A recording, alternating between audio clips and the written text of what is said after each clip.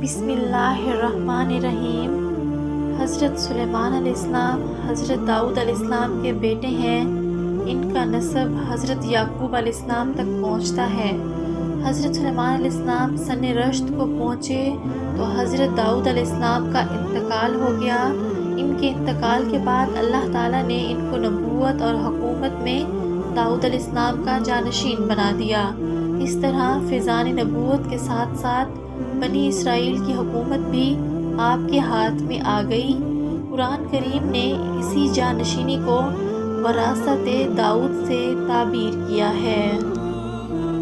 اللہ تعالیٰ نے حضرت سلیمان علیہ السلام کو ان کے والد کی طرح پرندوں کی بولیاں سمجھنے کا ملکہ عطا فرمایا تھا، اور اسی طرح اللہ تعالیٰ نے ہوا کو ان کے لیے مسخر کر دیا تھا۔ چنانچہ سلیمان علیہ السلام جب چاہتے صبح کو 1 مہینے کی مسافت اور شام کو 1 مہینے کی مسافت طے کر لیتے تھے۔ اور حضرت سلیمان علیہ السلام کی حکومت کا ایک بڑا امتیاز جو کائنات میں کسی کو نصیب نہیں ہوا وہ یہ تھا کہ ان کے ماتحت صرف انسان ہی نہیں تھے بلکہ جن اور حیوانات بھی ان کے تابع تھے، اور یہ سب حضرت سلیمان علیہ السلام کے حاکمانہ اقتدار کے تابع اور زیر حکم تھے۔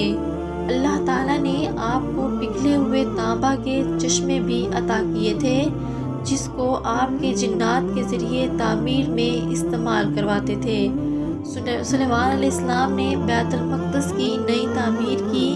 بیت المقدس کی بنیاد حضرت یعقوب علیہ السلام نے ڈالی تھی، اور اس کی وجہ سے بیت المقدس کی آبادی وجود میں آئی تھی۔ پھر عرصہ دراز کے بعد حضرت سلیمان علیہ السلام کے حکم سے مسجد اور شہر کے از سر نو تعمیر کی گئی، اور اس میں جنات کی خدمات لی، اور جنات کی تسخیر کی وجہ سے ایسی شاندار تعمیر وجود میں آئی کہ آج تک لوگوں کے لیے باعث حیرت ہے۔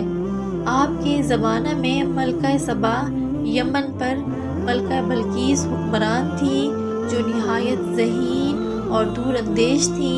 اس کے باپ کا نام شراحیل بن مالک تھا جو اس سے پہلے یمن کا بادشاہ تھا۔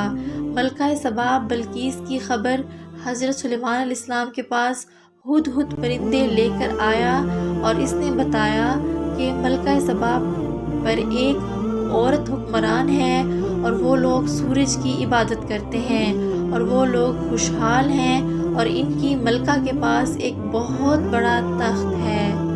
حضرت سلیمان علیہ السلام نے ہدہد کو ایک خط دے کر بھیجا کہ اس خط کو ملکہ تک پہنچا دو، اور پھر وہاں انتظار کرو کہ وہ اس کے متعلق کیا گفتگو کرتے ہیں۔ خط میں ملکہ سبا اور اس کی قوم کو اسلام کی دعوت دی گئی تھی۔ خط کا مضمون انتہائی جامع تھا کہ یہ خط سلیمان کی جانب سے ہے اور اللہ کے نام سے شروع ہے جو بڑا مہربان اور نہایت رحم والا ہے۔ تم ہم پر سرکشی نہ کرو اور میرے پاس خدا کے فرما بردار بن کر آ جاؤ۔ ملکہ نے اس خط کو پڑھ کر اپنے مصاحبوں سے مشورہ کیا تو انہوں نے اپنی طاقت اور جنگی قوت کی بنا پر جنگ کا مشورہ دیا، لیکن ملکہ نے جنگ کی تباہیوں کا ذکر کرتے ہوئے پرامن طریقے سے معاملات طے کرنے کا عزم ظاہر کیا، اور قیمتی تحائف سلیمان علیہ السلام کے پاس بھیجے جو آپ نے بعد میں واپس کر دیے، اور ساتھ میں ملکہ سبا پر حملہ کی دھمکی دی۔ قاصدوں نے جا کر ملکہ کو تمام رویداد سنائی اور حضرت سلیمان علیہ السلام کی شان و شوکت اور عظمت کا جو مشاہدہ کیا تھا وہ بیان کیا۔ ملکہ یہ سب سن کر اظہار اطاعت کے لیے آپ کی طرف فلسطین روانہ ہوئی، مگر اس کے آنے سے پہلے حضرت سلیمان علیہ السلام کے وزیر آصف بن برخیہ نے آپ کے حکم سے پلک جھپکتے ہی ملکہ بلقیس کا تخت سلیمان علیہ السلام کے دربار میں حاضر کر دیا، اور ملکہ کی فراست بھانپنے کے لیے تخت کی شکل میں کچھ تبدیلی کر دی، اور جب ملکہ بلقیس دربار سلیمانی میں پہنچی تو تخت کو دیکھ کر حیران رہ گئی۔ سلیمان علیہ السلام نے اس سے کہا کہ یہ تیرا عرش ایسا ہی ہے؟ تو اس نے کہا اس کے جیسا ہی تو ہے۔ ملکہ بلقیس نے کہا کہ ہم تو آپ کی عظمت اور دعوت توحید پہلے ہی معلوم کر کے مسلمان ہو چکے ہیں، اور یوں سورج کی پرستش کرنے والی قوم اسلام میں داخل ہو گئی۔ اس دوران حضرت سلیمان علیہ السلام کے شیشے کا ایک محل بنا کر ملکہ کو مزید حیرت میں ڈال دیا۔ تب اس نے اپنے سابقہ گناہوں کا اقرار کرتے ہوئے توبہ کی اور ایمان لے آئی۔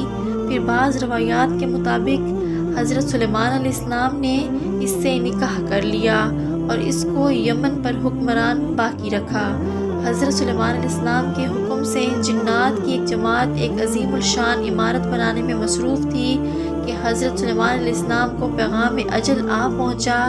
آپ ایک لاٹھی سے ٹیک لگائے ہوئے تھے۔ جنات کو آپ کی موت کا علم نہ ہوا اور وہ اپنے کام میں لگے رہے، اور عرصہ بعد جب دیمک نے اس لاٹھی کو کھا لیا تو وہ لاٹھی گر گئی، جس سے جنات کو آپ کی موت کا علم ہوا۔ بیضاوی رحمۃ اللہ علیہ کے مطابق آپ نے 53 سال کی عمر میں وفات پائی۔